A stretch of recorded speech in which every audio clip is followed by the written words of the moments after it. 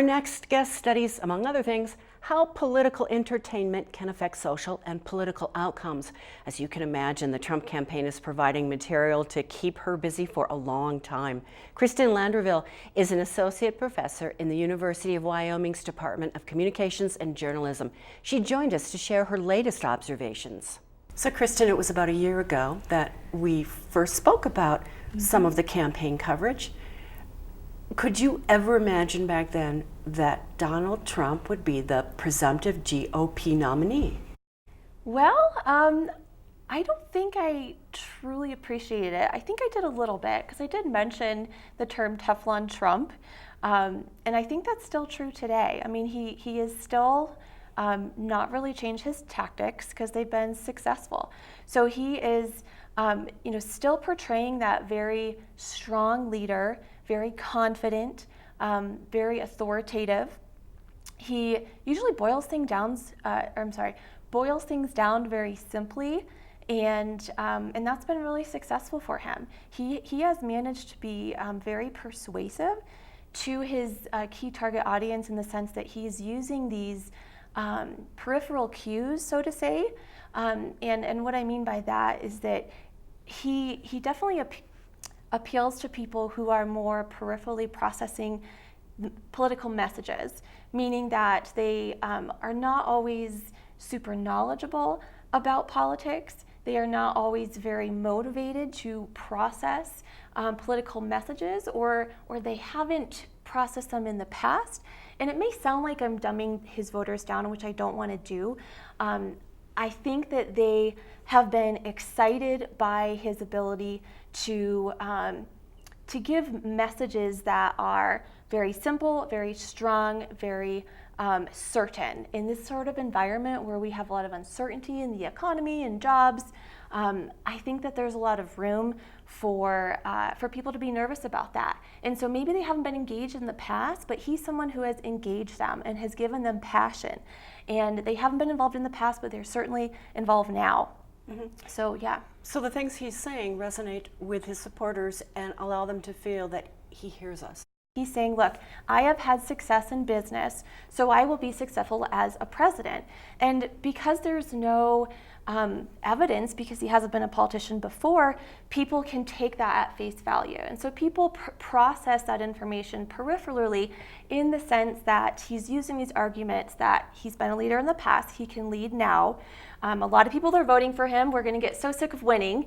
And he's won quite a bit, so other people are voting for me, so you should too.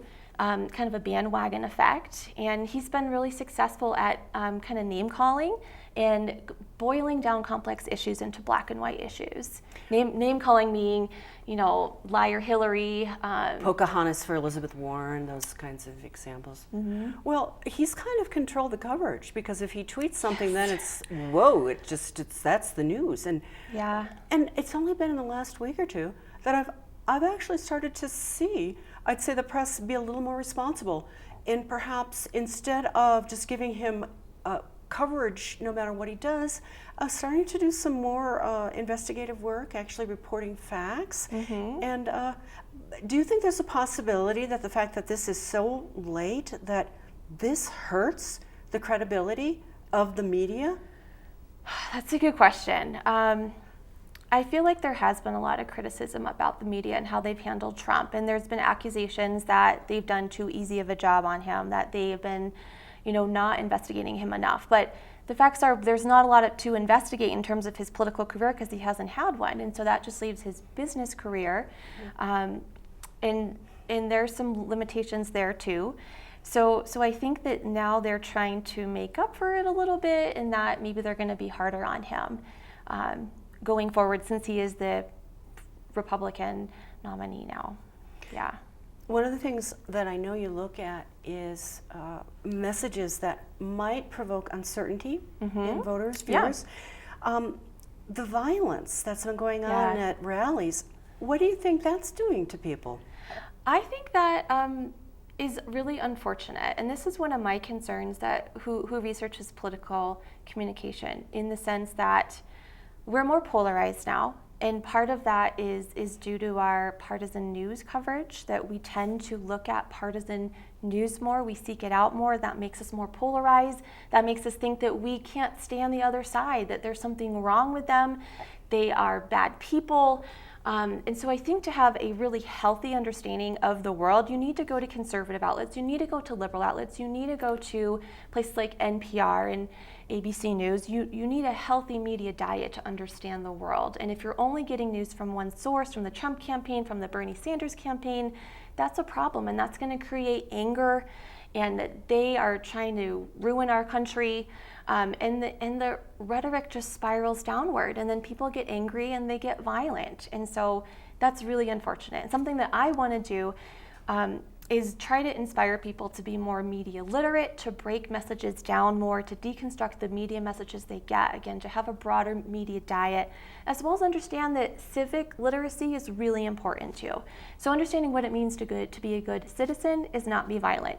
It's to protest without violence. It's to get a healthy dose of different political opinions, and try to let students know, because I'm teaching a political communication course in the fall, try to let students know that it's okay to disagree. It's how we disagree that is really important. And so understanding that to be civil with one another, to appreciate other opinions, and that makes us America is important. And that negotiation and compromise is politics. It's not saying, I'm right, you're wrong, we have this binary world. That is not, in my mind, what good political communication is, which is unfortunately what some of the candidates this election cycle seem to be doing. When you put on your researcher lenses, what are you specifically looking at this campaign? So one thing I'm interested in is how social media and politics are going to be intertwining this campaign. And so recently I've developed a study, I'll implement it in the summer, to look at memes. And so memes, I'm not sure if you're familiar with memes. They're on Facebook. They're the short little picture messages. Yeah, so the short picture messages with text, they typically go viral sometimes. And I'm interested in how people are processing these messages. So are people really thinking elaborately about these messages when they come across them on Facebook? Or are they just kind of sharing them and saying, oh, that's funny, I'm just going to click and share?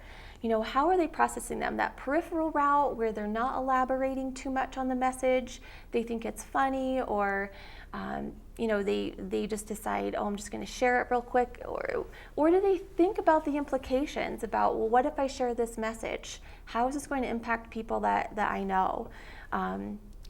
What kind of issues are being compared to in this political meme?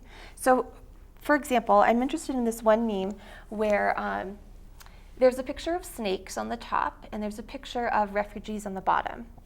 And the meme says, can you tell which snakes will bite and which will not? And the bottom says, understand yet? And so the meme makes me think, someone who's very centrally processing political messages, I elaborate a lot on them, you know, are they comparing refugees to snakes? What's going on here?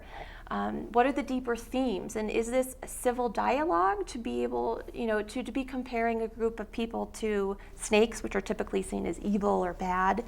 And so I'm curious, when I do my study, how people are thinking about these, and, you know, do they feel like it's civil or not? I see. Well, Kristen, thank you so much for joining us again. Thank you so much. I appreciate it.